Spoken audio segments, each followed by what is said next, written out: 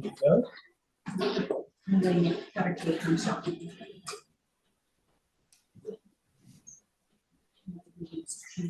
Start. Okay, guys, back live. We'll just go through the carrot here. Okay.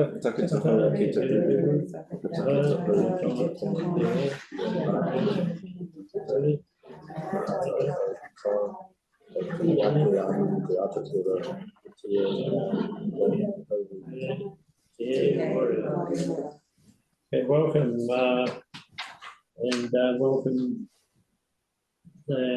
Update on the Coronation Library, Wolfgang. Hannah? Thank you.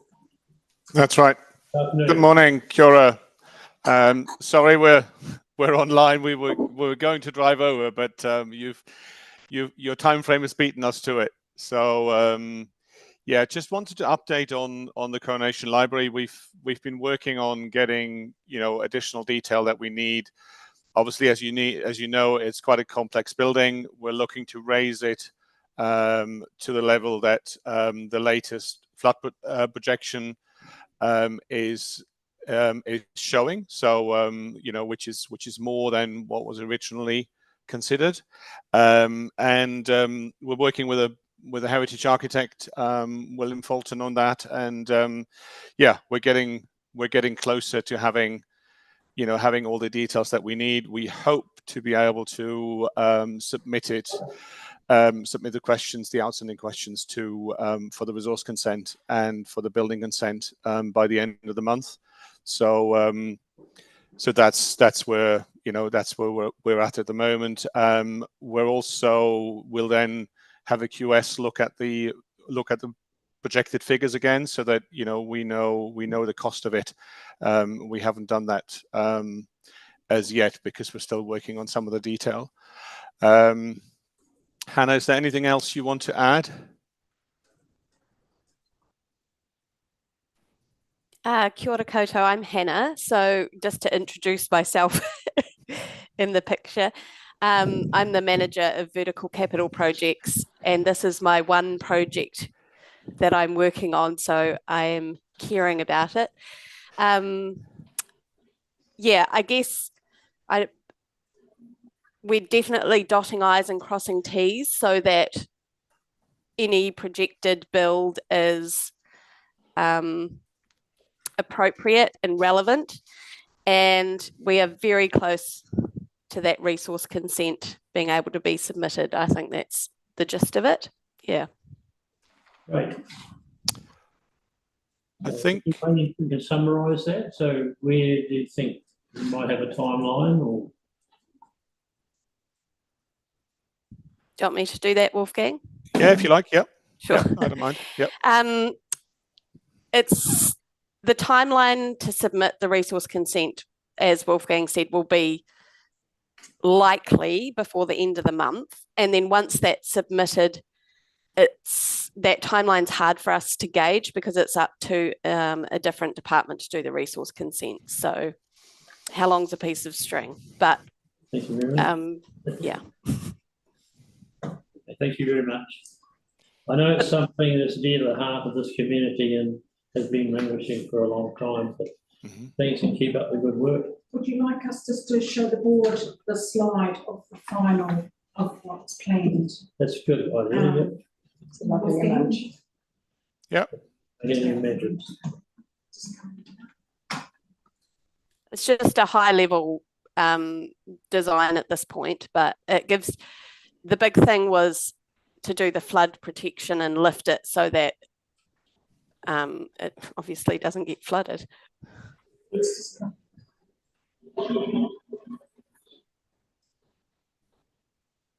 Can you guys see?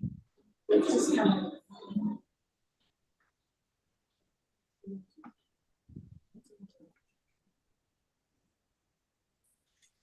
just coming.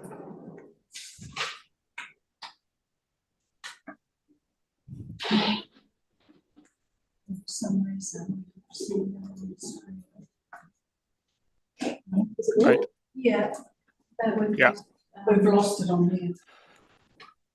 So that gives you a sort of an artist's impression of what the lifted building might look like, and basically having soil around it so that it's not sitting on a pimple, but actually blending into the landscape. We're not seeing anything. Yeah, it's coming shortly. Okay. That's it. We've got a few minutes. Sorry. That's all right.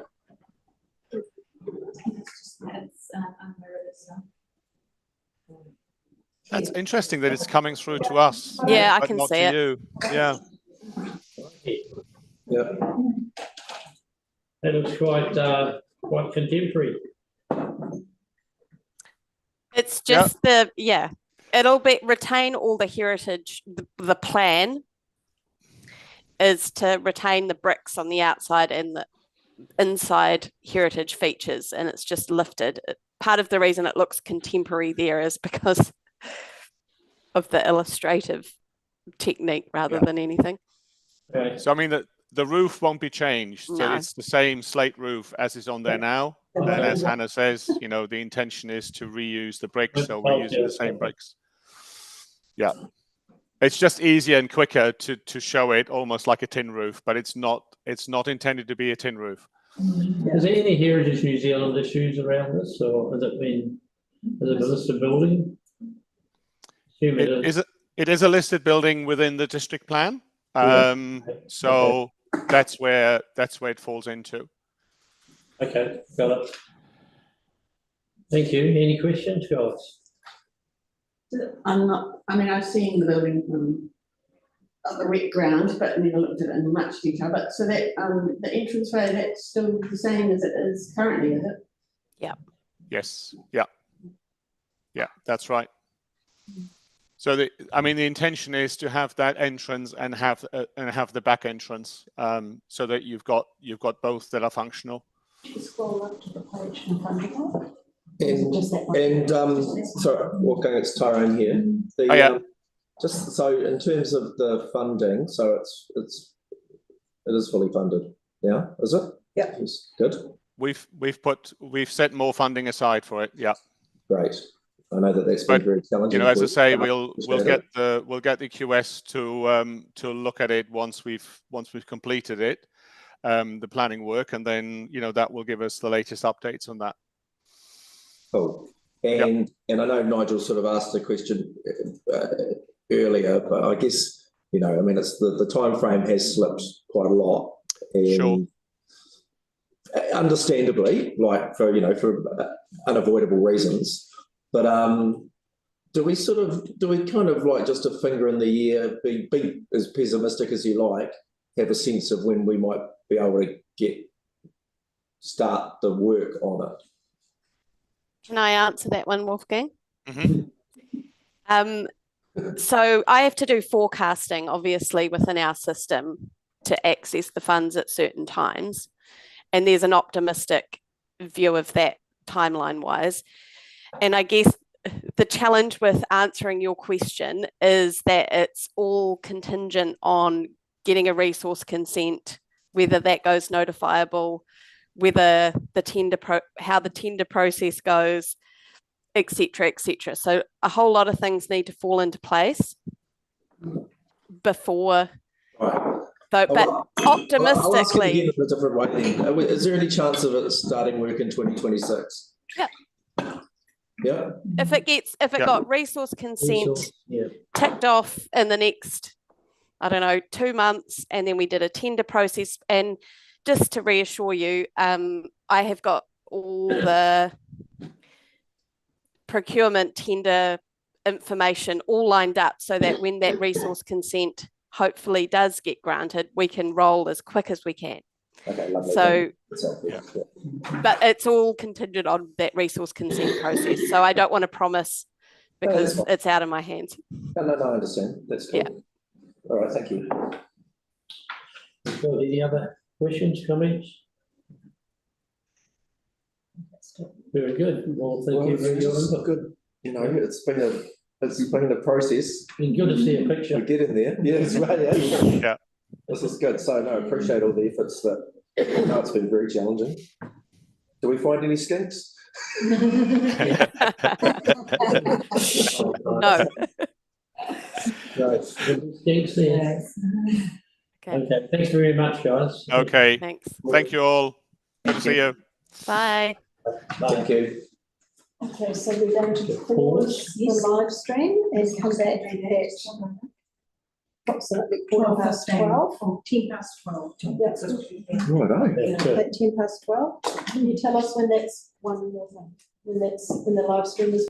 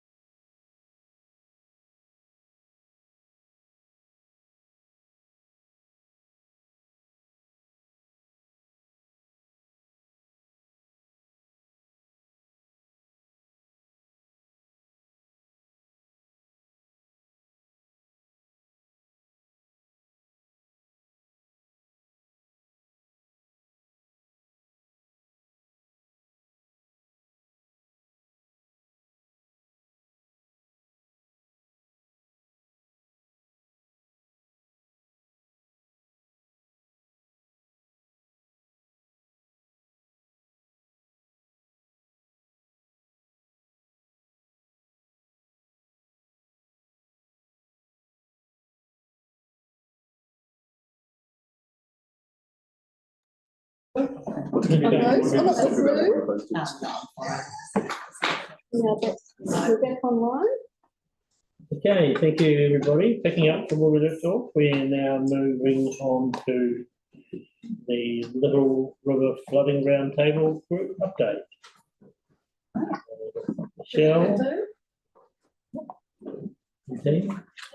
It's the same height, but. Hi, thank you. Yeah, too busy reading the notes. Thank you. Carry on.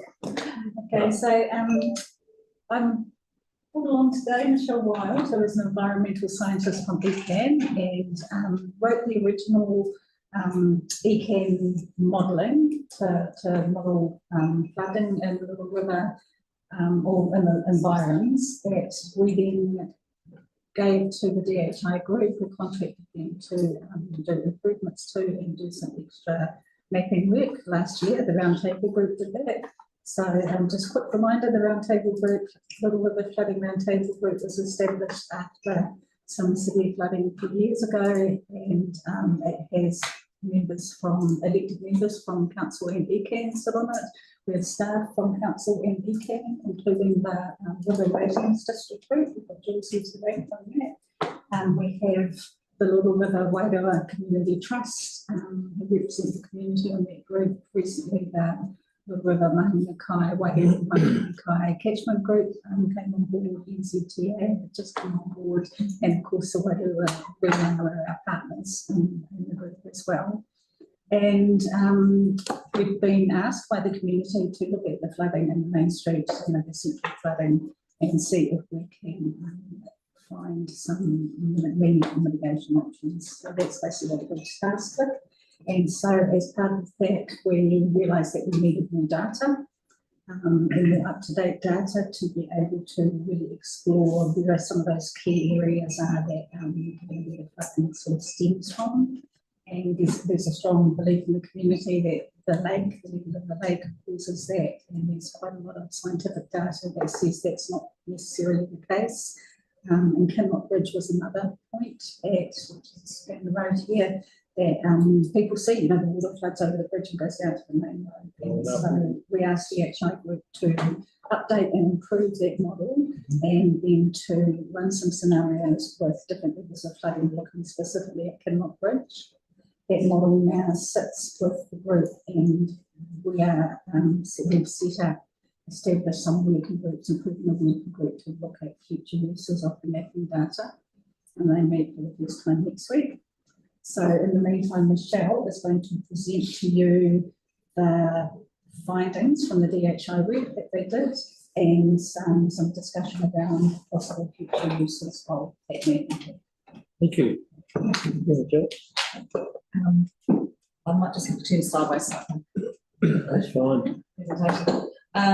Yeah, so as Jane said, I'm a scientist at Environment Canterbury, and my background is a mixture of civil engineering as well. So I've been interested in Little River partly through just looking at engineering options. Sounds like a kind of interesting project, and also I've got a holiday house in the Peninsula, so I drive through Little River a bit, and so I appreciate the need for the road to be kept open and the businesses here to be operating community as well. So today I'm just going to talk about the recent flooding and also the modelling work, and talk about the latest DHI modelling work and how it compares to what I originally did, and then talk about the flooding in May, and then some where to go to next with the flood modelling. Here, this is just a schematic showing the original model I did. Covers the whole catchment, so all of the flows within the catchment coming into my model sort of covers this area here. And the original model had it sort of grouped together the catchment, so all of this catchment was coming in as a flow here. All of this catchment came in as a flow here. This catchment here was all coming in at Police Creek, and the lower Cootie, upper Cootie was coming at a point down here. So it was quite a crude model as far as the distribution of water. but the initial emphasis of this work was looking at, after the 2014, 15, 16 flooding, just how the lake was interacting with the flows coming out of the catchment. So we produced results that looked, as you can see here, showing flooding for a 200-year flood. And here we did, the good thing about modelling is you can use the model quite quickly and easily to look at different scenarios. And so we were able to take a calibrated model, or relatively calibrated model of the catchment for April 2014, and then adjust the lake levels and see what would have happened if we had different lake levels, or if the channels had been cleared of vegetation, which is what the rating district that was developed then has been doing.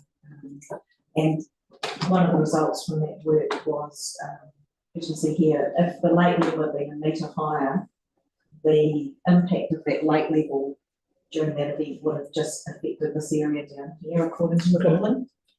So the rest of the areas would have been within, you know, maybe 2-3 centimetres of what the flooding was.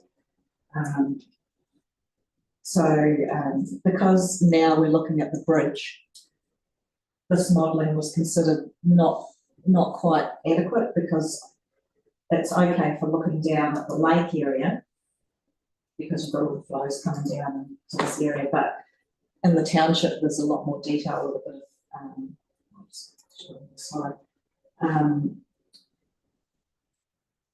You can see in this picture the ECAM model versus the new model the DHI done, and you can see that we've distributed the flows coming in a bit more realistically over the channels, and more importantly, we've broken up the Police Creek inflows into a more distributed set of inflows. So you've got this area coming into Police Creek, but you've got all these other ones that are coming in behind the township, and sort of better representing how the flooding in the township occurs. And DHI with their model, they also put in the stormwater network and the drains that were coming under the road and through here.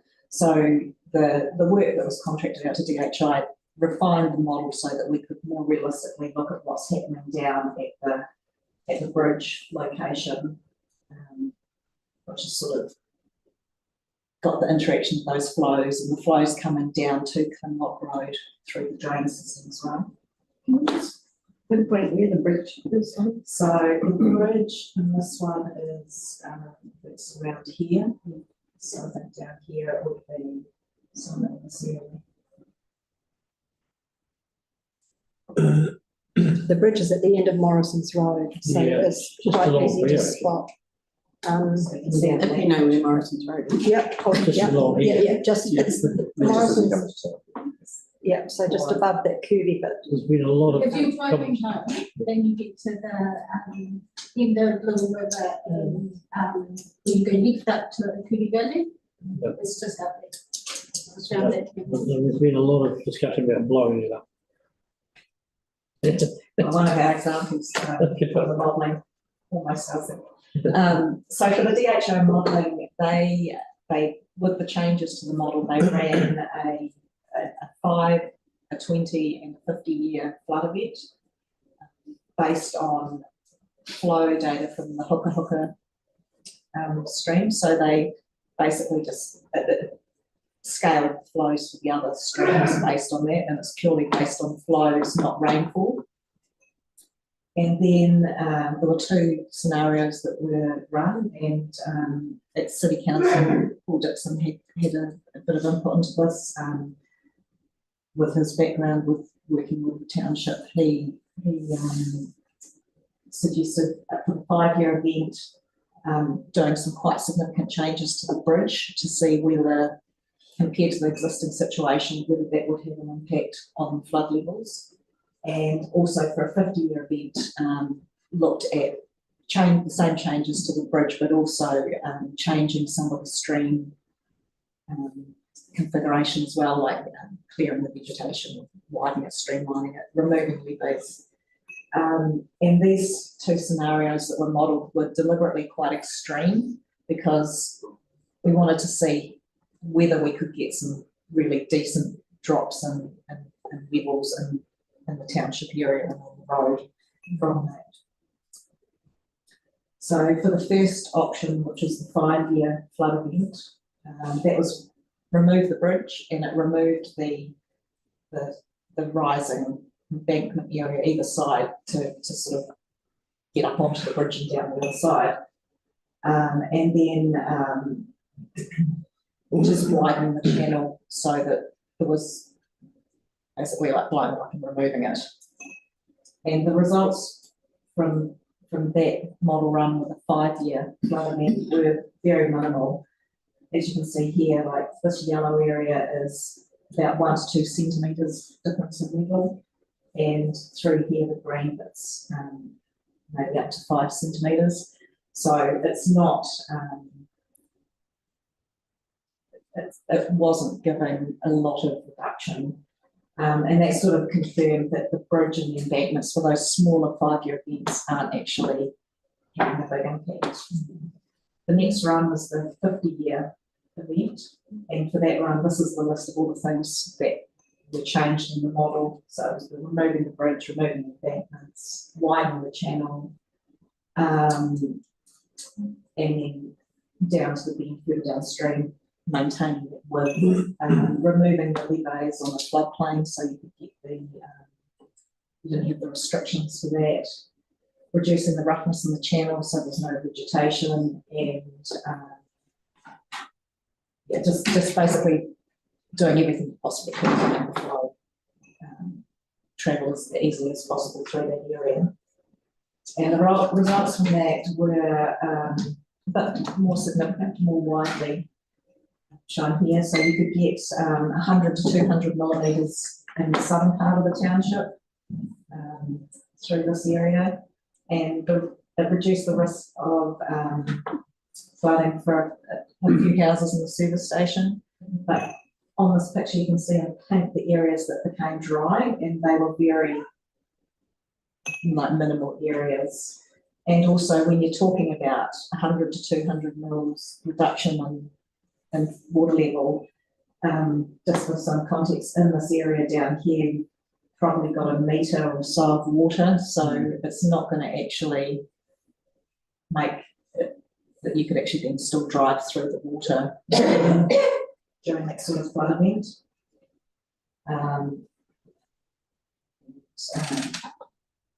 You can see it's flowing across the whole floodplain area through the township, and it's here you can sort of see a lot of the water from Police Creek and probably backing up from the sort of coming out and through into the township. It's area here.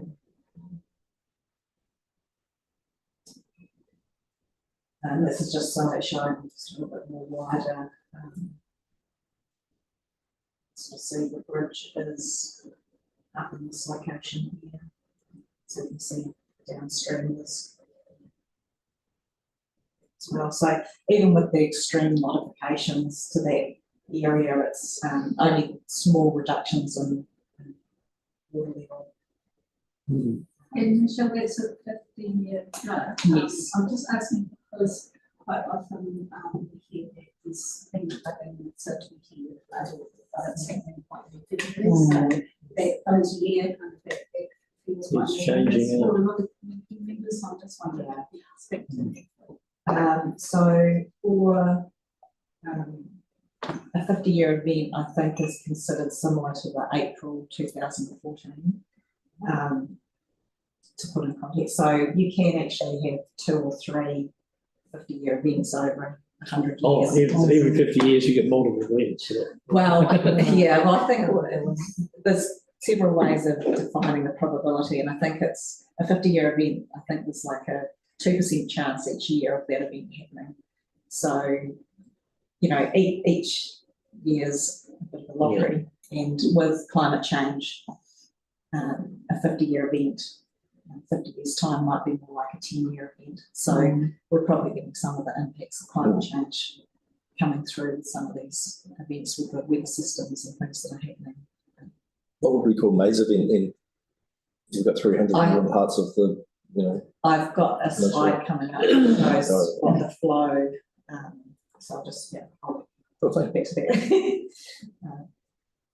So here, this is May this year. And what you can see, that these photos were taken on the 1st of May in the afternoon. And you can see, I've just shown on these graphs here, this was the Lake Wairua level during that event. And this is the flow that was recorded at the Hookahika site. So you can see at this time of this, the photos were taken, the lake level was about 3.6 metres. So it was coming up and it was rising quite quickly, but it hadn't reached the peak. It was still, 0.6 of a metre from reaching the peak of the flow event. And it had just passed the peak of the Hookahika flow, so that the peak of the flow would have been coming down through the system and hitting this area probably around about that time. So as you can see, there's extensive flooding down the main street. And interestingly, the bridge is not being overtopped. It's the water's coming around, outflanking it at the sides, and the water, the embankments sort of raised. And so the bridge is not really acting as a huge constriction in that event at that flow, which is probably about the peak of the flow coming off the upstream catchment. How do you know, how do you know how much water is going under the bridge and whether it's blocked in any way or how high it was at that for that slide? Because people will say, oh, it gets full up with debris and stuff and it gets blocked and then the water has to go around. Well, it's reasonably shallow under there too. I've dived all up. I've actually been underwater all the way down the lake. Oh, wow. I can tell there's some stories. At the moment, It's surprising, Tony.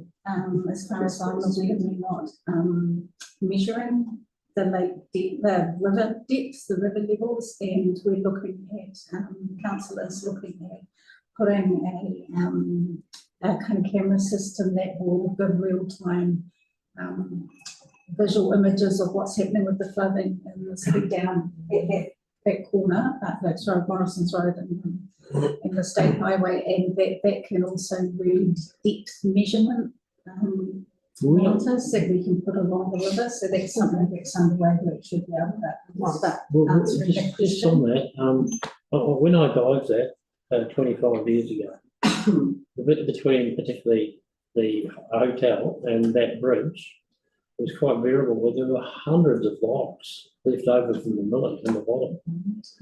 Huge, huge logs that would obviously been there from the millet. So that bottom of that river will need to be looked at as well, I believe. That is different. Yeah, so the other side to this, following up what James said, because I've been at Tasman District recently, is my job, in my previous existence, was to flood surveys.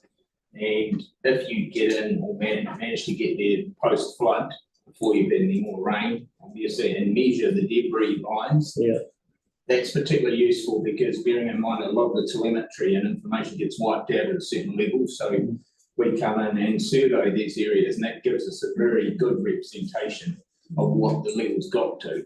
So it's a forensic exercise where you're looking for debris or tiny silt levels, and you can get above and below bridges and all around to give you that picture, and then that's used to inform models, and Michelle uses that kind of information to represent what happened on the ground, so it's a good ground truth. Yeah, a lot of our models, when we're trying to calibrate them, we don't have a lot of information, so we are relying on things like these sort of photos. Sure. So the more photos that we get of flooding in the Little River area, the better. We've got a little bit later, there's a site we've got where we load flood photos up onto that the public can look at and download. So that's another sort of useful. So, ideally, you don't get any photos of flooding in the river, so yeah, that's kind of the objective. Yeah, so that's true. It might be a big ask, but here, this is just another photo looking from the other end of town, and this is at the same time when the lake level was about 3.6, and it was just after the peak flow. You can see the water running down both sides of the road, and you can just see the middle of the road there. And I'm not sure if this is going to work, but We'll just take play. yeah, this is a little video. It's only the first sort of.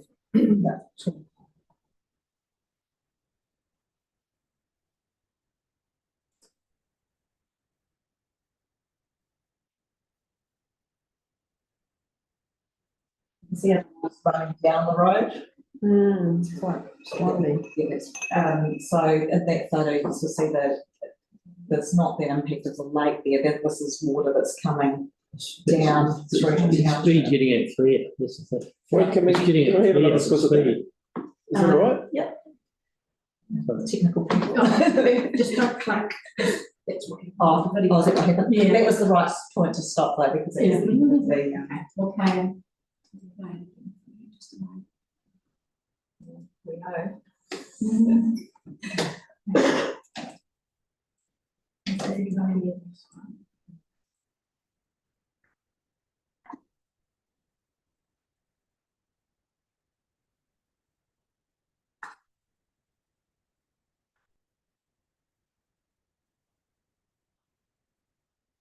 Right, so the point is that the water's still flowing. yeah. It's not pushing back.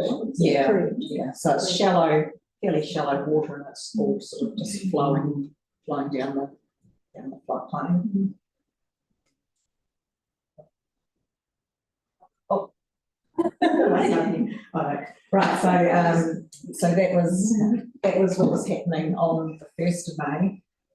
Going forward to the 2nd of May, here, this is the next day when there was a few helicopter flights going on around the region, and you would have probably heard them coming over here. These photos were taken around about the maximum lake level. So that was around, it depends which datum you use, but it's about 4.2 metres. And here you can see the Hook flow as peak has come down, and now it's around 4 cumulus, 5 cumulus. So the peak's passed, and you can see there's still like lots of flooding, and you can see the water's backed up in these drains. We've got a bit of flooding here. Obviously a bit of a slide down, and now the residual rainfall now sort of coming across the road. And you can see this is what it looked like in the little river. So you can sort of see the extent of that flooding, and you can see that it's in the Kana, it's sort of backed up through into this area and onto the road. So this is when there's no flow coming. Can you see the hook of it in there? You can see this is the Kana here, sort of coming down. And then you've got, just context the Kinlock bridge is somewhere in here. Then Kana just winds its way around here to the lake. It's all lake at this stage. And you can see at this time when the lake level was its highest, the township's completely dry. But you've still got this water sitting on the road, and if you look down the main road, there is definitely a dip in the road that is obviously susceptible to the largest amount of flooding. Although the township's dry, but and I know that it's a bit out of scope, but the pad, you know, there's farmland there that's completely under. Oh, absolutely. Yeah, and that is because of the lake. Yeah, absolutely. Yeah. This, what you can see here, There's two separate things going on. Yeah, basically. Yeah. This area here is all flooding from the lake. Yeah. And this is too. What sorry, and that is so. Yeah, so this is this here is just, you know, the Backwash. yeah. Right. It's just water that can't get out. Right. Okay. Good. But if you superimpose on that highest lake level, the highest peak flow from the flood, you'd be getting water still coming down and flooding the main street from the upper catchment. Water comes down and then slows up dramatically for the velocity that it's going to be in originally. We saw the same thing in the Horsell about this time. A lot of water was hanging around. In fact, it moves through the systems quite slowly on its way to Tiwa water. It's just another photo. So these photos will all end up on that website and with flood imaging. So just showing again, what I've done here is I took the LiDAR data, which is the ground level information, and I've put in blue all of the areas that were the lake level or lower. So you can see this matches up really well. I'll turn this photo upside down, which is quite exciting. But, so at the time that the lake level was at its highest, this is sort of the area that would be impacted by the flooding, and you can see it matches up really well. And this is something you can do in 5 minutes on a computer rather than doing a whole big hydrological model. Oh, it's very accurate, isn't it? Yeah. So it's Wow. and it's just like a bathtub. You've got like a area and the water's filled up to a certain point. And this is a comparison between on the 1st of May, which is when the township was flooding, and what it was like on the 2nd of May. So, you know, there was still a lot of water at that time. The lakes contributed to flooding, but it's this one up here sort of a bit more noticeable. It's more out of the channel. And Michelle, so that shows that the flooding on the main street is not. There's the main roads. Yeah, so anything up where we are here in the main of the township, it's not part of the lake flooding. So, and I'm aware, I mean, I can ask questions at the end, but yeah, I don't want to keep interrupting. But so what I'm kind of deducing from this though is an earlier lake opening would have protected the farmland from being flooded, but it wouldn't have protected the town. Yeah. Is that correct? Probably, yeah. The lake levels. I think the speed of the water's ponding basically on that land, isn't it? And I think ultimately the speed of getting it out will be surely, if you had the lake sucking it and dropping, wouldn't that speed up the flow coming down the stream? It's You know what I'm saying? I think I do, yeah. Yeah, pulling the bar flow out. Yeah, I think, yeah, maybe the flow through here might be a little bit more, but you'd still, all of this area up here would be flooding, and the main road would still be, you wouldn't, I don't think you'd get away from flooding the lower area.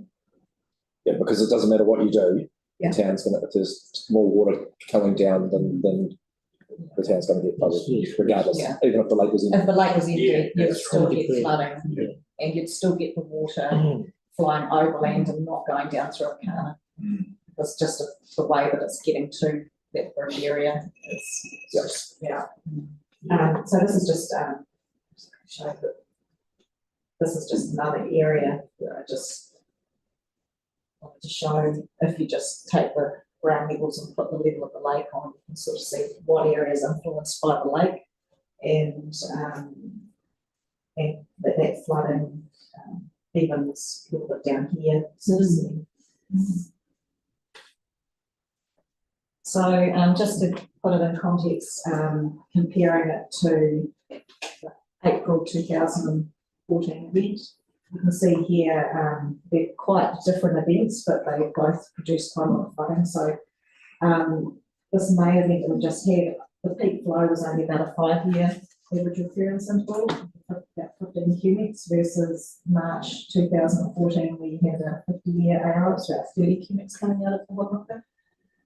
We don't know what the distribution was of the rainfall in the rest of the catchment to know whether there was more contributions in this May event from other catchments or less from other. Yeah, we've only getting a bit of a picture. But what you can see here, the lake levels were quite different. 2014 was 2.8 metres versus 4.2. So in my modelling, when I modelled 1 metre increase in lake level, it wasn't as high as this. So it was a very extreme event as far as the lake, 4.2 metres. Just a wee reminder, there's only about 10 to 15 minutes left. I'm sure there's a few questions still. What you can see too is also the peak of the flow comes through quite a bit before the peak of the lake level. And these, because these are showing the same sort of time frame. So you're not likely to have the flooding in the township and the flooding from the lake happening simultaneously, because that water's coming down to cause the lake level to come up. So on the lake, because I help manage the Tuahura, it's one of my main jobs, but quite often with us, there's a question about proactivity, which you were talking about. We're constrained by conservation order, Tuahura, but even if you are proactive, once you get to sea conditions and southerlies, it gets very difficult to operate. And often, even if you have done some preparatory work and opening it, it can be undone quite quickly because of the conditions. So it's all condition dependent. And maybe you could have operationally got some sort of change in the levels, but I suspect once you get to the actual event itself, the all bets are off to some degree as to whether you're going to be able to open it or not. It just totally depends on the swells and surf and things like that. But it can be a very difficult environment to work in. But in an ideal world, if the conditions are favourable and the lake's high and weather events forecast, in theory, you can open the lake that might prevent farmland becoming flooded, but it wouldn't prevent the town getting flooded. Is that? Yeah. That's right, and that comes down to forecasting, I think. And in this case, if it's early enough, you might be able to do something, but there's no guarantee. I guess what I'm saying is no guarantees. Yeah, And just to reiterate that the little river flooding round table group is looking at the flooding in the township, not the farmland. So because that's what the community asked. So focus on what Michelle's talking about as the explanation. Yeah. So the last one I was going to talk about was about what next, like what could be quite useful from the That's model the question. It's great work we've seen. Yeah. What's the next step? So there's lots of things that have been sort of mentioned. So we can look at animations. So here's a picture I got from the City Council the other day, and you can see here you can use the modelling to work out where the flow's going. So you could look from this. You can sort of get an idea of where the water's going and what's happening. So here you've got Police Creek, and you can see it's coming out and down the main street. It's garage, you can sort of see that happening. So as far as helping to make decisions on what options to look at in the future, which could be modelled, this sort of information we already have. There's also you could look at updating the LiDAR in the model. So we've got more recent data, but at this stage, I think there's not been a lot of development in the catchment. There's no new subdivisions with high ground levels and swales and bits and pieces. So it would probably be best to, refine the model once you have an option and you want more detail in a specific area, if you can find an area that would be useful for modelling. So I think that there's probably no need to do that at the moment. Another possible improvement is to do a rain on grid model. So instead of just having point flows coming into the model, you could put rainfall over the whole catchment. But the problem with that at the moment is you've got one flow site up here and you've got your rain gauge down here. So you're not actually getting the distribution of rainfall over the catchment anyway. So you're not probably going to get a lot of extra benefit from spending money on getting a rain on grid model at this stage. The flows that are coming into the system are probably like for like between models. So you're modelling the same thing and seeing differences. So we've done too much detail for that slide. You could extend the model, so it included the lake and the road coming into Little River, but models take longer to run when they're bigger, and I think we've already shown with the LiDAR that you're already getting an indication of where the lake has an impact just by simply putting the ground level information and the water level and just looking at comparisons there.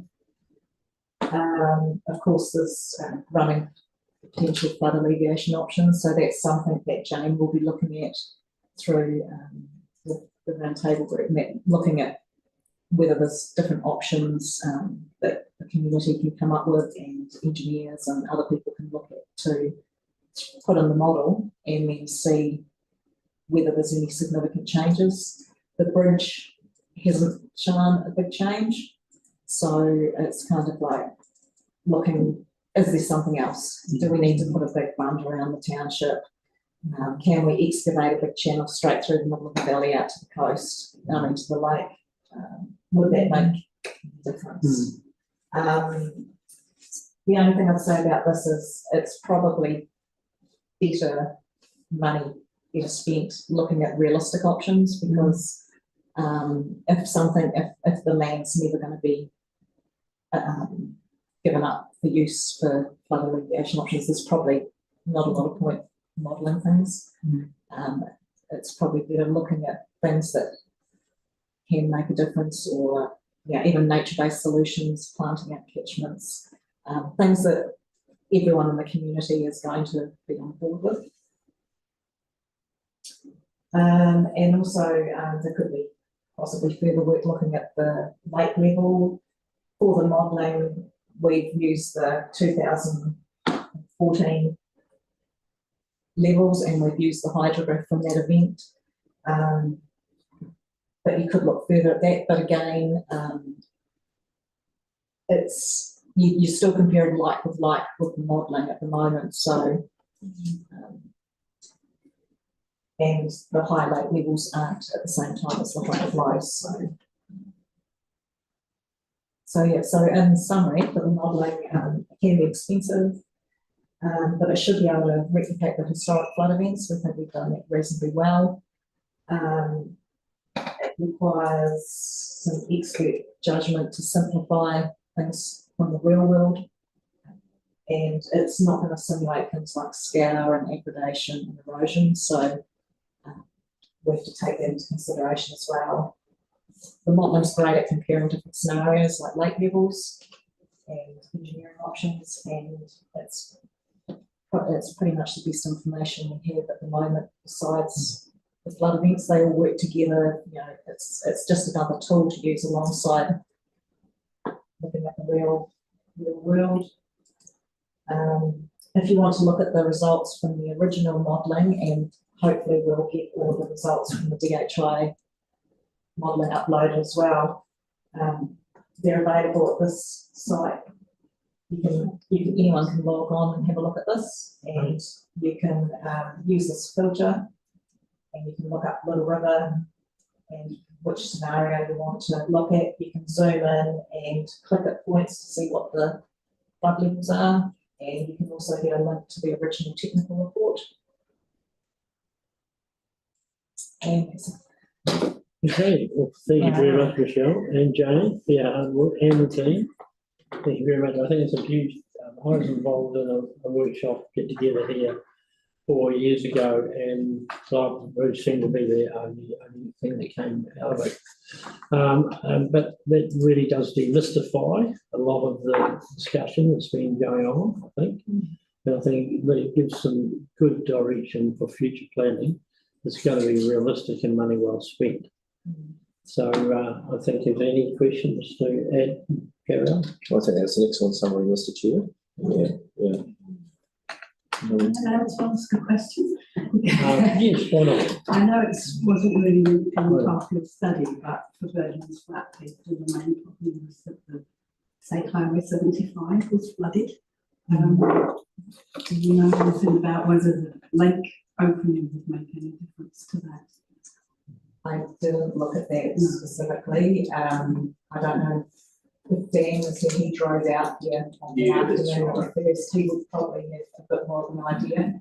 But I think the general, what I tended to hear from people who've been out and about was that there was just so much water coming off the catchments, and the drainage under the roads, and that this wasn't the capacity, so water ended up flying over the roads. I'm not sure exactly if that's Partly the drains and culverts at once, so we've been about for a long time, and noticed that that been brought to the attention by residents and various people that NZTA have been out there taking down that. A lot of work going on. But thank you. It's a bit unorthodox to without that, but Julia?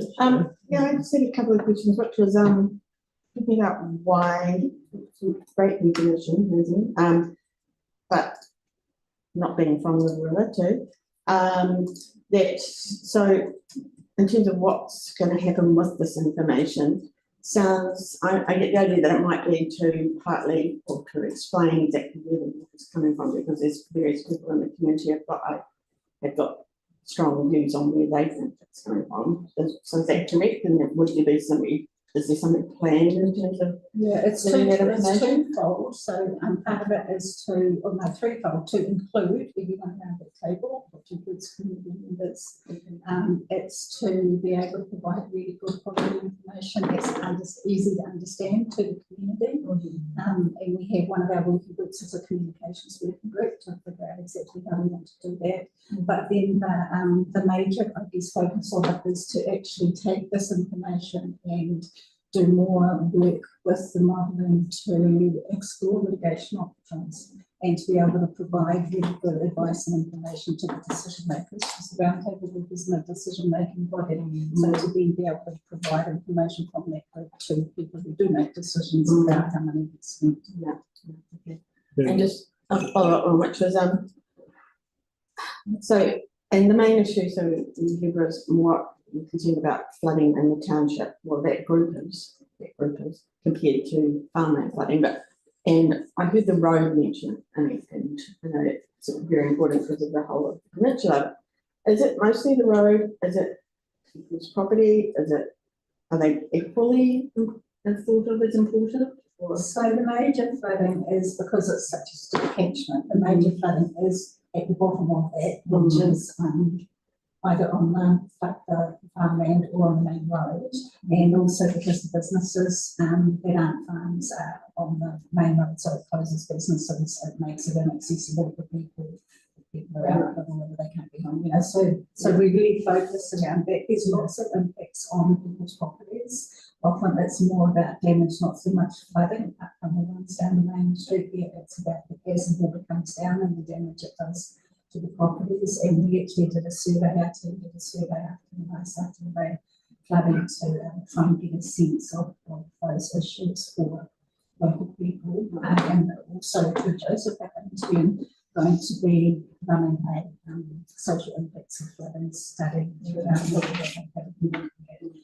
all of the other the social side of having to live with that constant kind of fear of worrying and insurance and getting help and those things. So we're gathering as much information as we can, including as many people as we can, to then try and present a really whole picture, to the decision makers and to the community as well. I think if you're reducing the flooding on the road, you're also going to be reducing the flooding to the properties that are nearby. So it's, I think there's feedback. Yeah, if you do it, unless you're pushing the water somewhere else, and of course those options aren't going to be acceptable to other people. So I haven't mentioned so flooding within buildings. Is that not an issue? There's not a lot of inundation of buildings. At the last flood there was one house that was inundated, but there were 1, 2, 3, 4, 5 businesses that were inundated, and that kind of itself has a big impact because that's the local access to food and petrol and those types of things. But as I said, a lot of damage to people's properties and driveways, a lot of insurance issues. This was a lot of concern. But we are looking at how we stop at this stage. How we stop the water coming down. That's like what we do with the water at this stage. It's a whole other conversation. Yeah, it's a big complex minefield. Well, we'll call that a close, but thank you very, very much again. And I know it's probably the most important subject.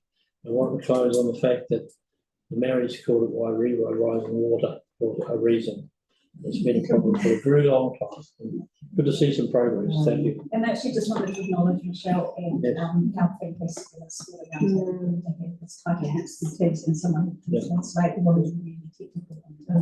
So we can understand as much. Yeah, it's wonderful. Thank you very much. Thank you. Right.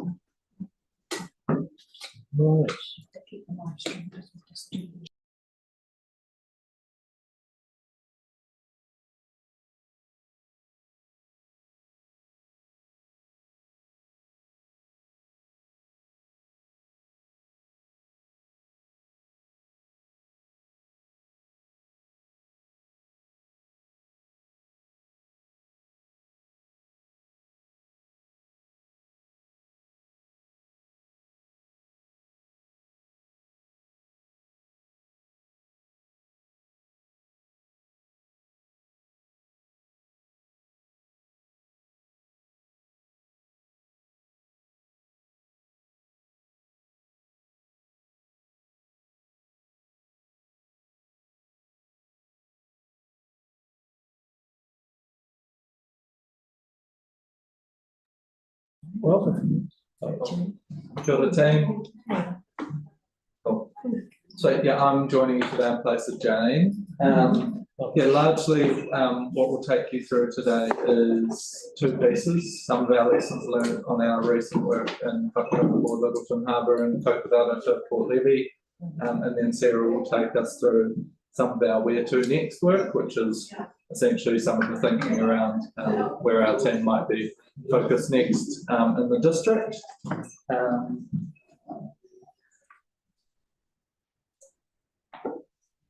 Face it towards us. We can make it. One more, yeah, there we go. Cool. So for starters, obviously we had our first adaptation plan in our pilot area across the line in March, so a couple of months ago. So yeah, just wanted to sort of first recognise at least some of you had contributions to that, particularly Tyrone. So and Gillian as well. Gillian with a different hat. Yeah, so there's plenty of contributions, so thank you for that. Yeah, as I've said, these two will take us through the bulk of the meeting today on those next 2 points, the lessons learned and where to next. But wanted to touch on a few other bits in terms of what we're doing at the moment in between these sort of adaptation areas. So the first one is we're delivering a lot of sort of preparatory work, sort of technical work in advance of future adaptation planning. So this is commissioning further modelling and assessment and monitoring.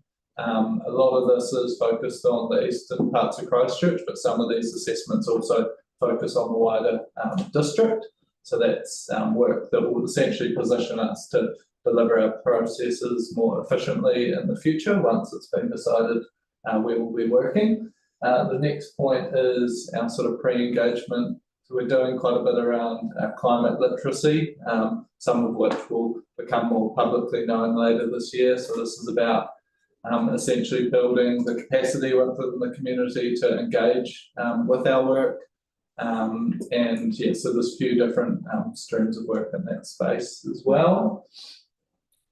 Second last here is an exciting one for our team, is the acceleration. So through the last LTP, we had commitment to accelerate adaptation planning, and that's seen an additional 6 resources or staff or FTEs placed in our team. So those ads were out about a month ago, and we're just closing out the interview stages this week actually. So we could have bottoms in seats as early as sort of mid to late September, 6 of them. So that's exciting for our team and will allow us to deliver our work more swiftly, potentially do work in multiple areas at once, and yeah, generally just build the capacity and capability within the team. And then last point from me before we get into the most important bit from these guys is just noting that we've got the big international conference here later this year. Adaptation Futures is in October, and it's being hosted here in Otatahi. And UC's got a big part of that. but CCC is also taking quite a leadership role. So we'll be taking a field trip on the boat in Whakaropo, Jane and I with Ngāti Whiki and a couple of others. We're also presenting on our adaptation planning work alongside Te Rūnanga o Kokorarata, so Carl Crofts and Manaia Cunningham, talking about our joint adaptation work on the peninsula as well. But that's all from me. Yeah, it's good. Anuku didn't get a mention, Akara Harbour. What's that, sorry? Anuku didn't get a mention in that lineup, sorry. No, so the for the field trip specifically. Okay. Yeah, so the field trip is there are a number of field trips, or I think they call them living labs, which are a part of the Adaptation Futures Conference. Our team approached Ngāti Whiki to focus one of those field trips around our recent work in Littleton Harbour and Port Levy. I understand that Debbie Tikau and other people from Onuku were considering putting a field trip forward on some of the work that's been done at Onuku, but I'm not exactly sure where that landed or whether that's being taken forward. But there's other field trips in the red zone being managed by other staff at council, and then yeah, there's 3 or 4 being managed by CCC. Thank you. Cool. Great, thanks Tom. My name is Jess Weston. I'm a senior adaptation advisor in the Coastal Headlands Adaptation Planning team. I'll just talk about the lessons learned really quickly before we get into that exciting stuff about where to next. So Tom's touched on some of the context, but the first adaptation plan took about 2 years, and we've got the additional funds from the LTP process last year. So the lessons learned, we're focused on looking at how we can maximise efficiencies in the programme while utilising the new resources that we have. The lessons are also focused on what we can do within the confines of our coastal adaptation framework. So we don't want to go and be changing the coastal adaptation framework before any central government direction. We're expecting the end of the year soon. We don't really know, but we don't want to be consulting on that prior to that because it would be inefficient. We've identified the lessons learned through surveys with the coastal panel, the STAG, chat and independent chair, as well as feedback and workshops that we've just heard on the ground. And hopefully we'll have a little bit of time just for getting some feedback on your thoughts on the process. Cool, we'll start with what worked well. So I'll just touch on a few of these points because I want to be quick, but we had 86% of the panel agree that it was an open process without predetermined outcomes, which was really important for us. Some of the adaptation pathways that we ended up with in our final plan were quite similar to what we thought would happen when we started the process, but we were really wanting to deliver an open and transparent process, so getting that feedback was really important to us. And we also had all of our coastal panel agree that there was value in going through the whole process. So like I said, we identified some pathways that we thought were going to be the case at the end, but again, the options were well tested and transparent, robust. That's all stuff we like to hear.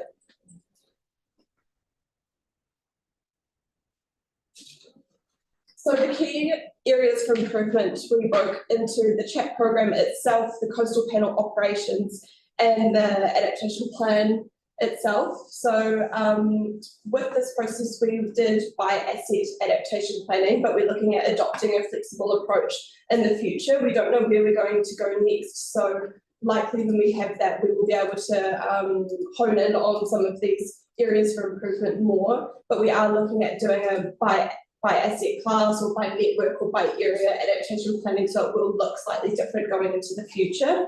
We will also have increased resources, so we may look at doing 2 adaptation processes in 2 different areas at one time, or be doing a larger area than we did do previously.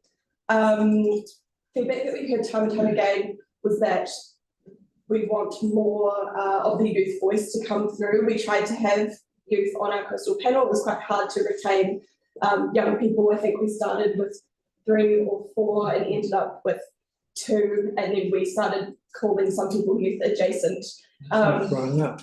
pardon? They start getting older. They start getting older. It's a transitory time in their lives. It's hard to keep engagement. So we're looking at ways that we can provide additional support for young people. We're not sure what that looks like. It might be pre-meets before panel meetings. We might have a pool of young people. Our team also have climate change curriculum in school. So we do work with primary school and secondary school students. So we're looking at utilising that where we can. And we're also going to update the terms of reference. So we also had some difficulty with people not attending meetings. We were doing follow-up meetings so we could have the voice of everyone. We're going to be hashing that out a little bit more in the terms of reference to provide clear direction for those kind of non-attendants and what to do about that. We also found that the adaptation plan itself, at the end, some people found it difficult to know where it sat within council or what the purpose of that is. So we'll be doing things like simplifying language. Hopefully we'll, throughout the roles that we have coming in, the 6 additional roles, we're going to have additional resources sitting in separate teams. So we're going to have someone in the transport team, someone in the Three Waters team, and someone in the parks team. So we're expanding throughout council, which will hopefully mean that implementation of the adaptation plan will become more clear with time. We're also hiring an implementation lead who will start developing a monitoring framework. So we're going to be looking at how our adaptation plan will look in practice. I think that's all from me. It would be really great if anyone has any feedback on the process or things that you've heard out in the community. We would like to get that today. Well, I wouldn't mind saying something. Yep. I'm very fairly entrenched into Akarat. That's where I live, and my colleague here is sort of Eastern Bay, so we are focused on that side of the peninsula, and we've watched what's going on over in Wakaroa, and I know comments say, well, geez, we've got to do something about this bit of low-lying coastal area here pretty quick. We're getting regular inundations coming through, flooding shocks, doing things, and nothing happens. So this process, how will it get to that outcome? Or does it just end up with a whole bunch of flats being planted along the beach? I don't know. Anyway, I just want to see a practical outcome. Yeah, I can. But anyway, but that's just me personally. But any other comments, guys? Can I just add to that? I mean, obviously, yes. I mean, we're hearing loud and clear that our communities in Akaroa are very keen to get ahead with this work, and it impacts on a whole lot of different things. Probably the slight difference to Littleton Harbour is the state highway, and we've just had a presentation on flooding in the state highway coming through here, and basically this is really about protecting our community, obviously, our communities from access. I mean, it sort of could be a matter of life and death. And I'm just wondering what input Kotahi would have on a process if we wanted to expedite work being done around Akaroa. We have made an approach to Kotahi quite actively in the last couple of weeks through Lynette. One of our senior members of our most senior member of our transport team. And essentially to that effect, so essentially identifying the fact that Akaroa is, a very serious option on the table amongst others, and for us to deliver a process that would need to be what it needs to be for communities to give them clarity around access, for example, specifically. We would need to do that together, because ultimately it wouldn't be particularly worthwhile for us just to talk about the roads that feed off the wider network that they manage. So we have made that approach, and we've made it very clear to them that we want to understand how they might be positioned to be involved, were that to be the decision of council. That's good. I think what we've heard though is that they're not currently thinking about it actively. Right, which is discouraging. Not proactively. So if they were to come on the ride, we would probably be the driving force. So we'll see where we get to with that. And then on your question more directly, which I was going to address, ultimately the role that Jess mentioned at the end there, the implementation, that will be the core one in terms of actually getting this stuff across the line. So the last thing we want to do as a team is produce a plan that sort of sits on a shelf and sort of dies a slow death. So the sort of intermediate piece we need is some sort of instrument to get the actions that fall within our plan into the most appropriate places. And those are things like through the LTP and into asset management plans and such. So each of the asset units actually has money allocated to deliver the various items. So that role will be a key part of that.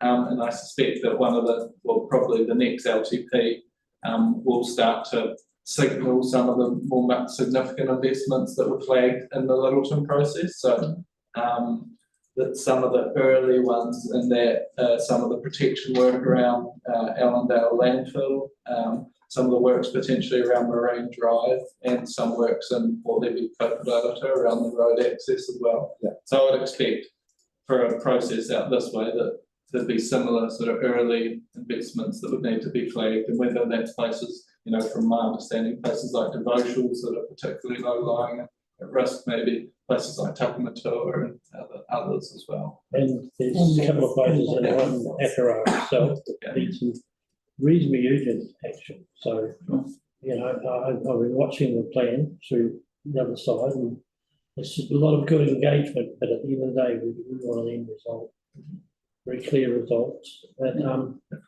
any comments to that? Yes, thank you, Tom, yes, for securing funding. To be honest, it's been quite a challenge for you guys. I understand that through long-term plan and annual plan. You mentioned a term, climate literacy. I think where the council comes from, that literacy is not just about talking about people, public in general, but from within the council, you need to increase that literacy. Because climate change is not just impacting housing or the roads or flood and welfare of the community. It kind of impacts every aspect of the council operations.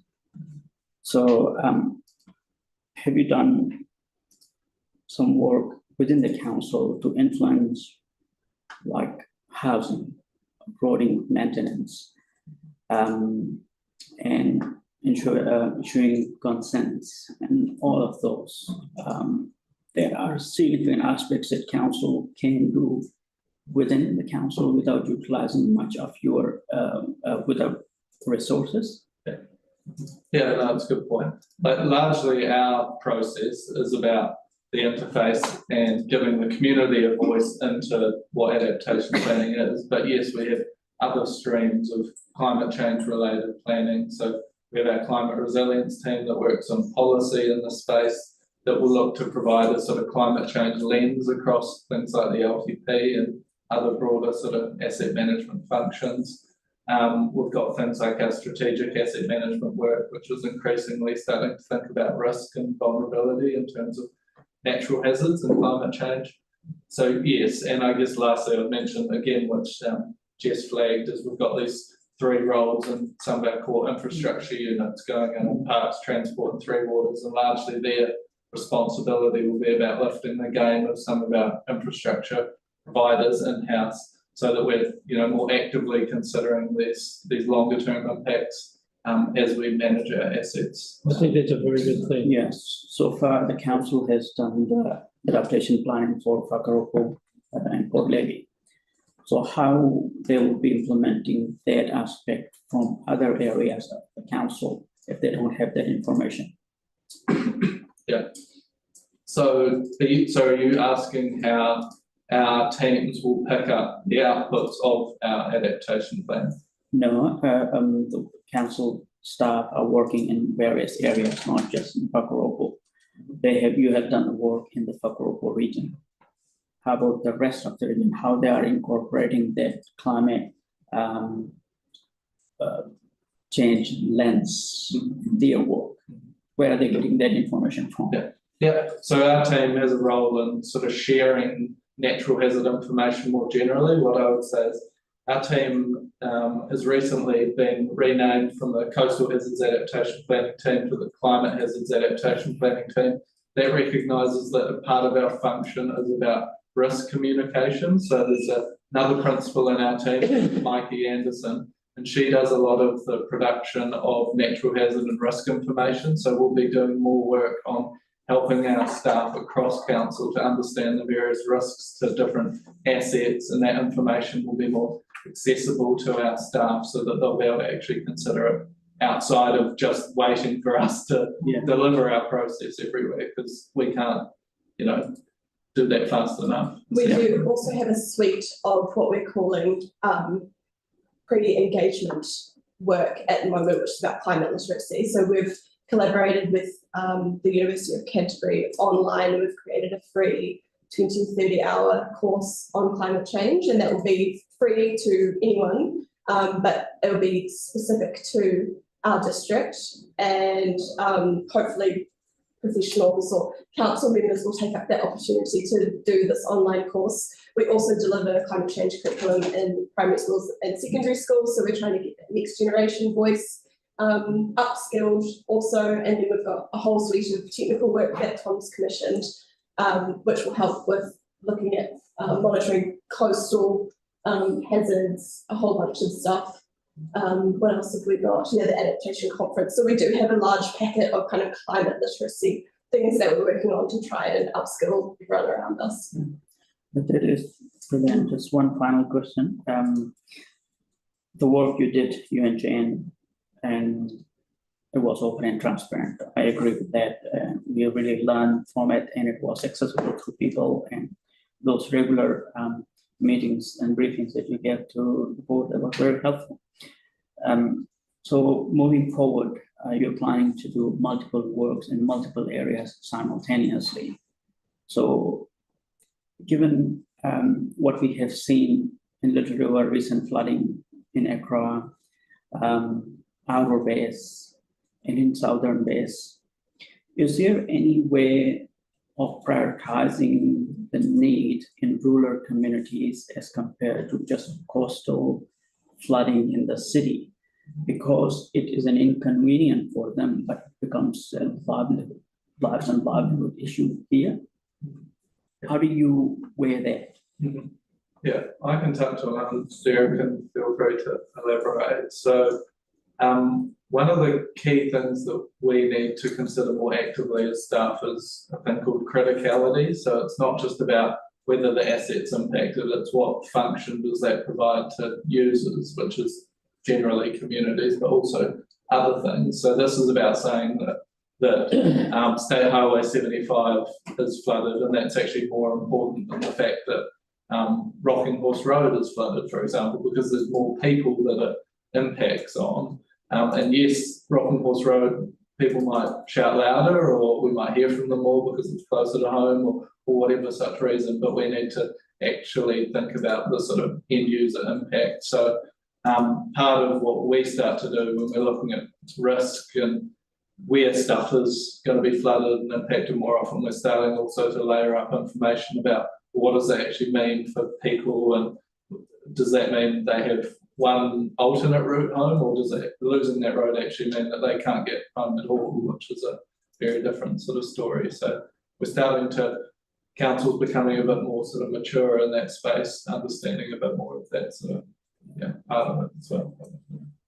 I'd say the decision on where we go next at the end of the day is a council decision, and we're just trying to shape up those options of the challenges and opportunities in the different areas, which I'll talk to very soon.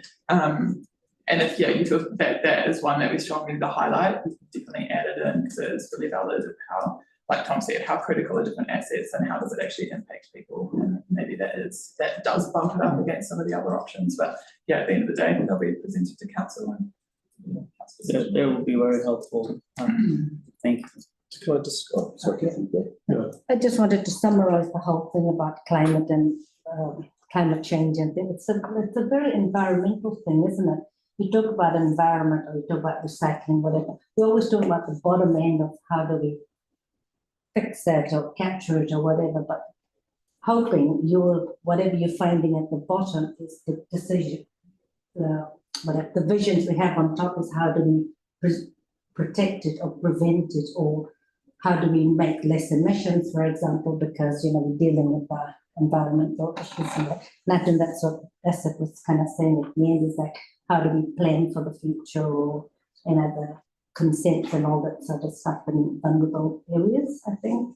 So what, and then you gave it a name about the hazard team and stuff and working in the different departments. That's really good. Okay, normalizing that future planning needs to happen across, not in a separate silo of, yes, just come from the environmental part. It was always we were in a silo working, but whereas it's across the board in every unit. I was just going to say, like, in terms of like, the thing about Akaroa, right? I mean, on some level, it couldn't be more similar in geography and sort of population, or or urban makeup, if you like, to Littleton, right? Like, there's a lot of crossover there. So does that make it? Would that make it easier to do a piece of work, like the fact that we've done Littleton Harbour, Whakaako, would that make it easier to sort of lift and shift? On some level. We list it as one of our like opportunities. So that we've pretty much done the same process already. So that helps the argument, doesn't it? I mean, there are lots of arguments as to why Akaroa would need to be done, next bit off the ramp, but it's quite helpful. Just get it done. We can just deal with Rocking Horse Road. So thanks very much. So we're doing next. Yeah, so we split the remaining area of the coastally impacted areas of our district into 4 areas based on a few different things. We wanted to make sure that the area we'd be working in is of manageable scale, both for our team and council asset owners, how much time we need from them, and also for a coastal panel that are going to be working in these areas. We looked at similar geographic archetypes and catchment boundaries. So, for example, trying to limit the number of times we split the open coast, because you might have a similar approach for the whole area. Trying to make sure that we have whole river catchments in the same area. We don't want to talk about one side of the river and not the other. We also looked at grouping communities that have existing connections and will work well together in a coastal panel and during wider community engagements. And we also looked at other council programs, primarily the land drainage recovery program, who have done a lot of work in the lower Avon area, and also plan change 12, the coastal hazards plan change, kind of seeing if we can align with the precincts that they're thinking about for that. Out of that, we've come up with 3 different options on where we think we could take adaptation planning next. The first one being Waimari to South Shore and inland along the lower Avon. We think that we could do the lower Styx area, including Spencerville and Brooklands, alongside the rest of Banks Peninsula, kind of recognising that there's less assets at risk in these areas and that our team is growing. So we think we could run 2 different coastal panel processes alongside each other. And the third one being Woolston to Taylor's Mistake and capturing the lower part of the Heathcote. Before I get into the different challenges and opportunities of each of those, I thought a quick high-level overview of the risk in each of them. So this shows the exposure with coastal hazards during every storm event in the different areas. So for example, you can see that in option 1, we have 109 kilometres of roads exposed, and in the brackets is just how much that is as a percentage of our assets across the district. So it's 4% of our roads. Colour coding just shows a quick relative comparison between the different options. So you can see that option 1 wins, or I guess loses, in 3 of the asset categories, and option 2 has the lowest amount of assets exposed, like I mentioned before. We know that risk or asset exposure isn't going to be the only thing driving a decision on where we go to next. So we have a bit of a think about what are some of the other elements at play in these different areas that might help or hinder our process. So in option 1, opportunity, obviously address the highest level of risk as seen in the previous slide. A lot of this area is below lying and very highly developed, and we could make adaptation plans for a lot of those. We also have a lot of high quality data and risk assessments in this area, primarily from that land drainage recovery work on the lower Avon. I did a lot of modelling there, and that work they also developed some options of what can happen along the lower Avon, so we could kind of pick that up and start talking to communities about those options. Would also align conversations with the area that PC12 will have the biggest impact in, and we could also talk about nature-based solutions for the dunes, which is kind of the earlier you kind of start on nature-based solutions, the most benefit that they can have. Some challenges in this area, large scale and complex. So kind of to your point, Tyrone, need to think about how we work in a more densely developed area rather than the kind of pocket bays that we were working in Whakaoa and Kokorata. Got a slide on that later about how we might do that. It also is a harder public and private split ahead of having any central government direction on what happens to private properties. Currently, council has no legal roles or responsibilities around protecting private properties from coastal hazards, and that was a bit of an easier distinction to make in Whakaoa Kokorata because our assets were a bit more separated, whereas in an area like this, it's hard to make adaptation plans purely for public infrastructure without providing certainty for communities. When we kind of went through this process the first time round, deciding where we should start, the communities out here quite strongly suggested that council didn't come here until the earthquake legacy issues were addressed, and those still haven't been fully settled. Oh, well, that settles that then. Option 2, doing these 2 areas at once. So opportunities, we could cover a larger area, could also complete Banks Peninsula with a similar approach to what we've already tried and tested, where you could support the ongoing Ornuku adaptation work and build on our existing relationships with Kokorata. That central government direction has a bit less impact, again, similar to in Kokorata, you can kind of separate out the public infrastructure a bit more easily. And we've also heard, particularly from communities in Akaroa, that they're willing and ready to engage with us, which is always helpful. Some challenges, again, elements we haven't dealt with before, particularly the tourism element in Akaroa, for example, could also be perceived that we are avoiding the most at-risk areas. High dependence on waka kotahi planning, as we talked about earlier. If we are talking about public infrastructure, like Tom mentioned, is it super helpful if people are still wondering, well, like, what is our access going to be like? What are they thinking about doing?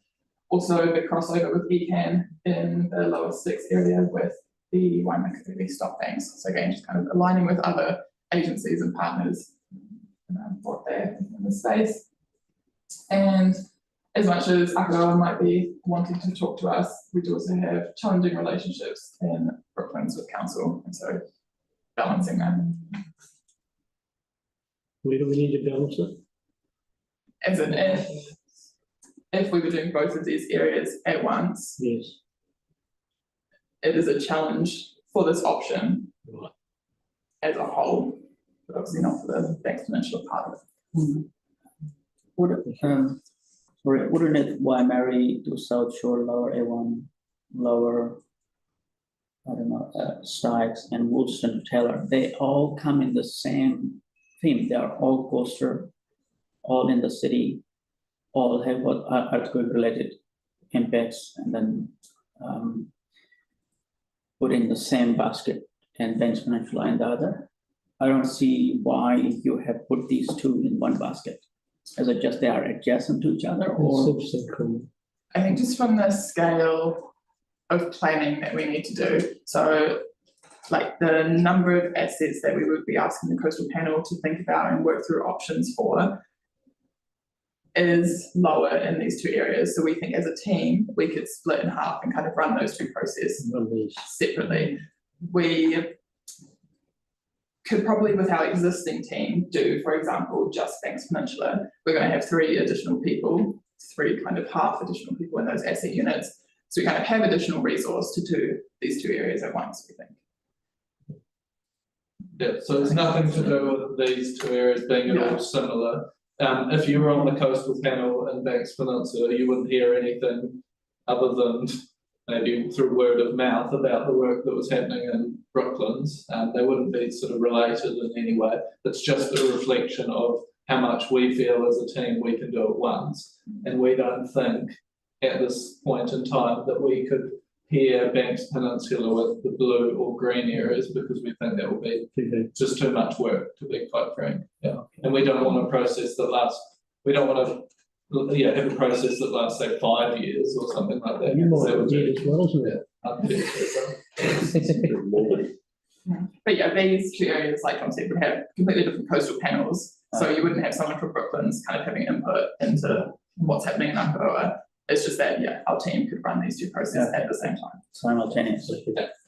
Okay. Do we need to advocate for which ones we prefer? Are you guys sitting here? You can do if you want to. So the Australian Cashmere Heathcote board said that they would support work in their area. The coastal, Linwood, Burwood Coastal Community Board didn't indicate a preference. So fully up to you if you want to or not. But let's get to the end of the presentation. Sorry, I don't mind running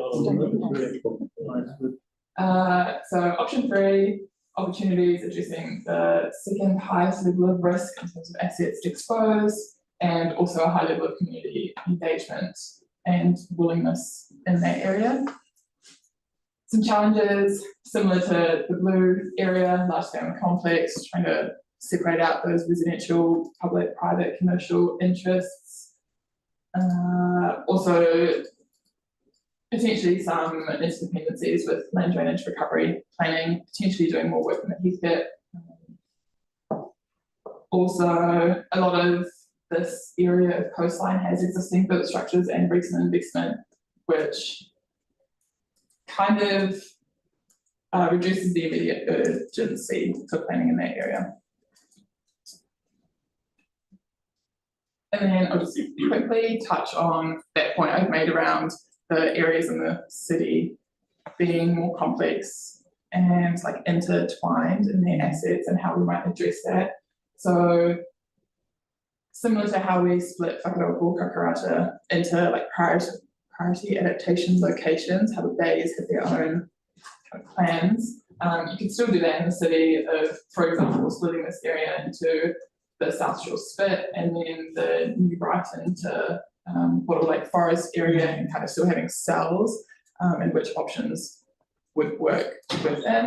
So kind of narrowing down the area, and then also potentially rolling up the level of planning that we're doing. It's not going to be feasible to plan for each and every asset, similar to what we did in Kakarata. So potentially looking at asset networks, maybe looking at our whole stormwater network. The coastal panel might say, we want the service, we don't really care how you provide it, for example. And then we don't have to talk about what we're doing with this pipe, this pumping station, this sewerage pond.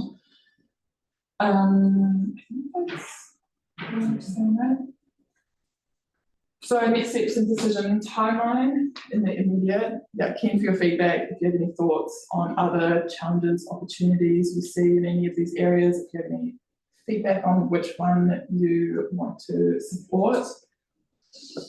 We are also just continuing to socialise this with wider council teams, making sure we're aligning with their work wherever possible. We've talked to the other 2 coastal community boards, and we'll be going to ELT next week, I think. And then we'll seek a decision from council either late this year or early next year. Thank you very much. Sorry. I've got one question that I think I'm hoping that might be helpful for the board. Can you talk a little bit more about the assets, the types of assets and the range? Because when you talk about some areas being much more complex, like the first one, the blue one, and then the yellow and the orange being much less complex. Yep. So great. So when the board's thinking about assets, like it thinks about communities, but can you define a little bit more about the assets, what you're meaning when you talk about that? Yeah, I think we had planned for most assets that council manages, so main ones being roads, 3 waters, and Parks, so parks kind of including everything like toilet blocks and sports facilities, recreation grounds. Community facilities. Yeah, community facilities, libraries. Yeah, marine infrastructure, wharves and jetties. Yeah, got 'em.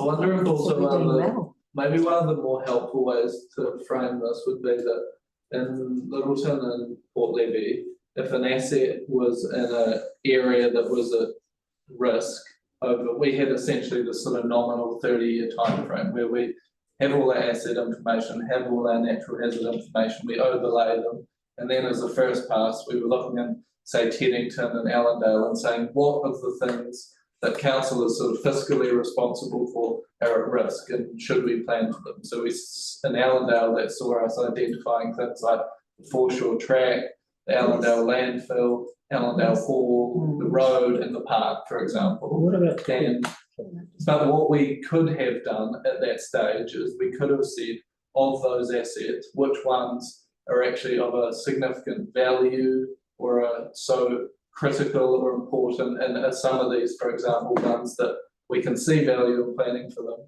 but our process requires so much time and rigor that we're actually going to say no to X asset. So in Allendale, that might have been the public toilet, which we did plan for, but as a relatively insignificant asset within the scheme of those other ones. So we could have said no to that toilet and not planned for it, or alternatively, what Sarah's described is we could have had sort of higher order planning for it, which saw us maybe set the direction, but didn't sort of plan for it specifically. So in the city, what we're imagining is probably if we were directed to say that blue area, I would expect an asset-specific plan for the wastewater treatment plant because it's a big critical thing that services the city. I would expect an asset-specific pathway probably for the key access route out to Brighton.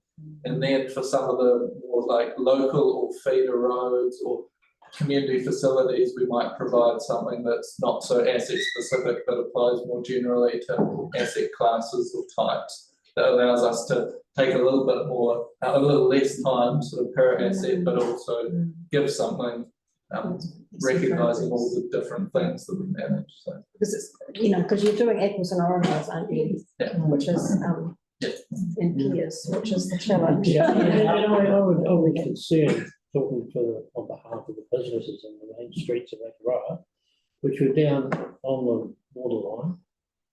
They surely have to be considered as assets as well in the greater community picture, not just the council. We do have in our coastal adaptation framework where council has set out sort of roles and responsibilities. We do have some leeway to plan for assets that are not directly owned by council but might provide some sort of broader service to the community. We call out things like surf clubs in Marae, for example. But yeah, to some extent there might be some argument for some other broader. The whole economy in this side of the peninsula exists because of the visitors and the location that's over in that volcano. And they're all in that critical area. Yeah, and this is, just to speak very plainly for you, this is the sort of stuff that we feed back to central government because we as individuals in our team would love to deliver plans that are more fulsome and address just those things that you've mentioned there. But to be really frank with you, council doesn't yet have clarity about our roles and responsibilities. So until we have it and can actually deliver it, we would rather spend our effort on things we know we can do, because otherwise we just set up these sort of ambiguous precedents and plans for things that might not get across the line. The community board, we're the same. Yeah. Yeah, thank you. Two questions. I hope this is just a coincidence that Woolston and Taylor say they get green colour. Is it like? Yeah, that's absolutely. Green. Yeah, and then Banks Peninsula gets red. Is it? Yeah, orange, yeah, so. If you get yellow too. Is it possible to swap? We could do shades of grey. Yeah, because it has got a, there are studies done. For, psychology of it. Yeah, without, because it's just a request.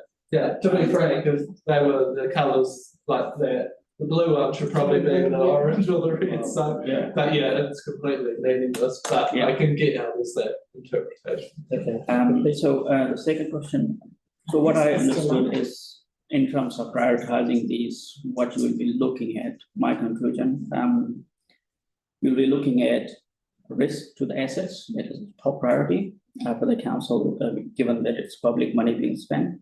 And second, community engagement, and thirdly, a relationship with Tunanga. Those are the key opportunities that you're looking at when you are prioritizing these works. And the challenges that that come up on top of my mind, less complex, straightforward job, and then crossover with agencies that you are looking for less work. And the third is experience dealing with tourism, like an alternative industry that you haven't worked with.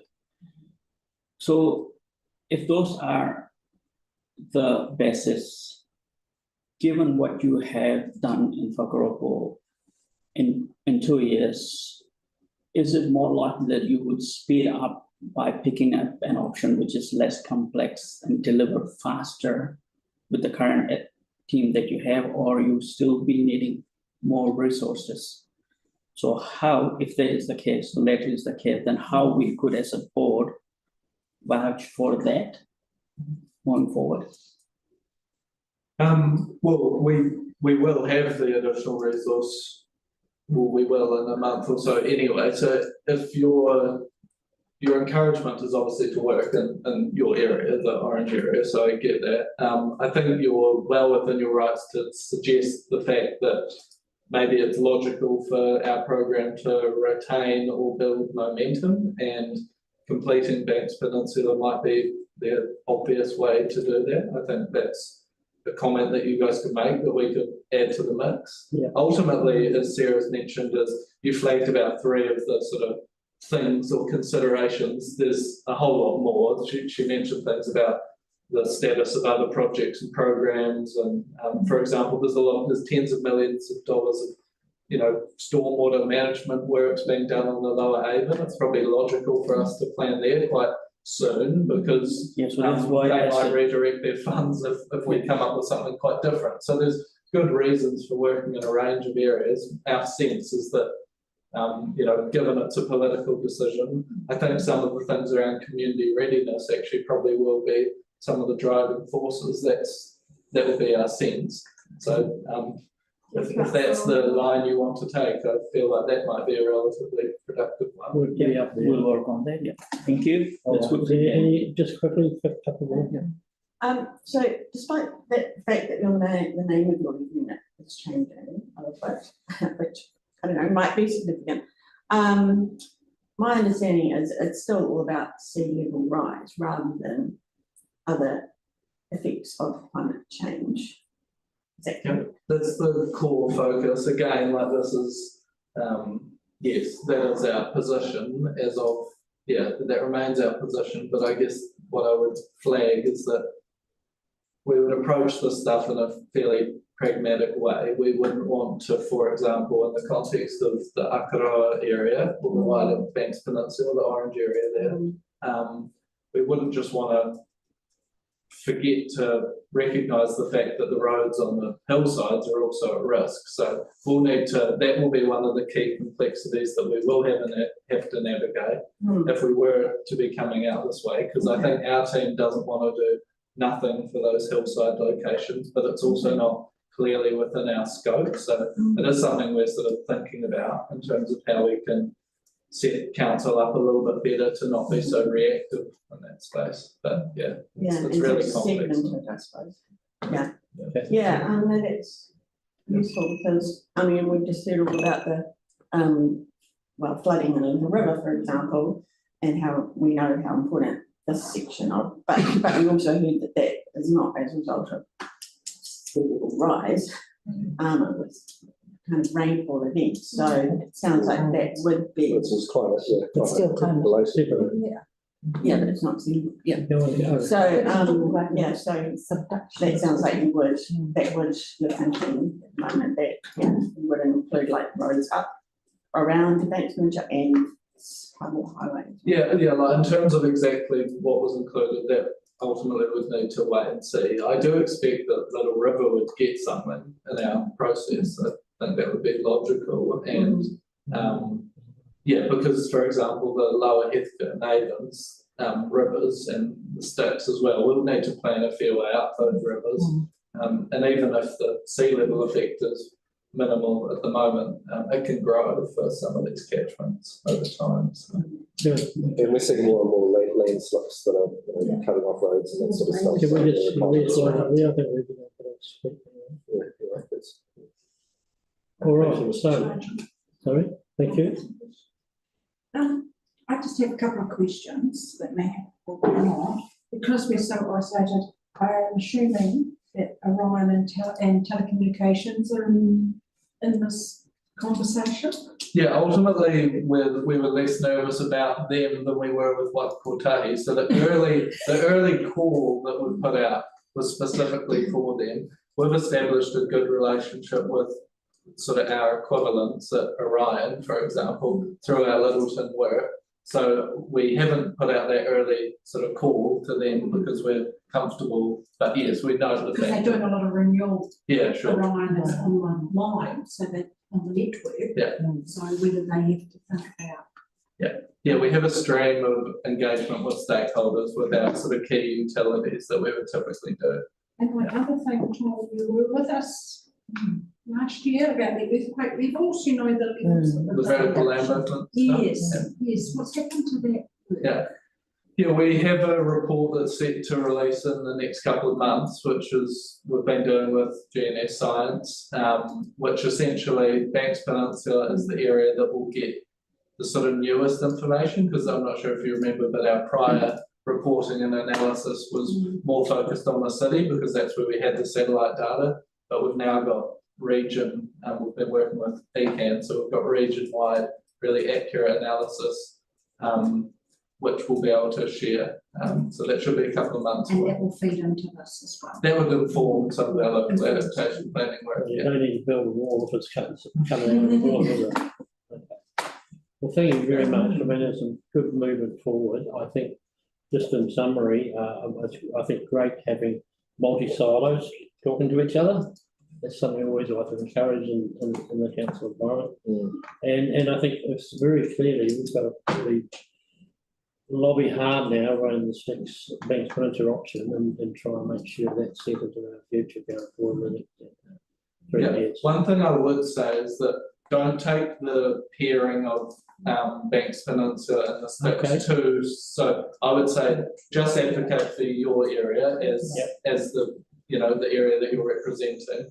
I wouldn't worry too much about that. That's the pairing that we've made from a sort of capacity standpoint. But I think your time be best spent sort of because I presume that the relevant board for Brooklyn sort of said not much of preference. Yeah. So if the board wants to push for your area, I think just do that. Because it could be decided that we just do Banks Peninsula or we do the Styx with the Wolfson to Taylor. Like it was just the first. I think we're very passionate about getting this right on the peninsula. So I look forward and thank you for your work and presentation today.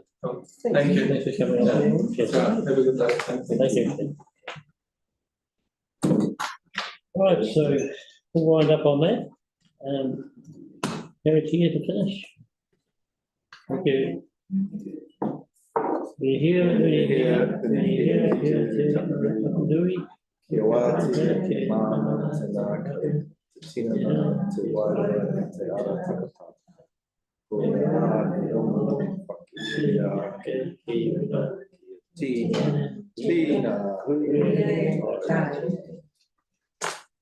Awesome. Thanks, guys. Thank you.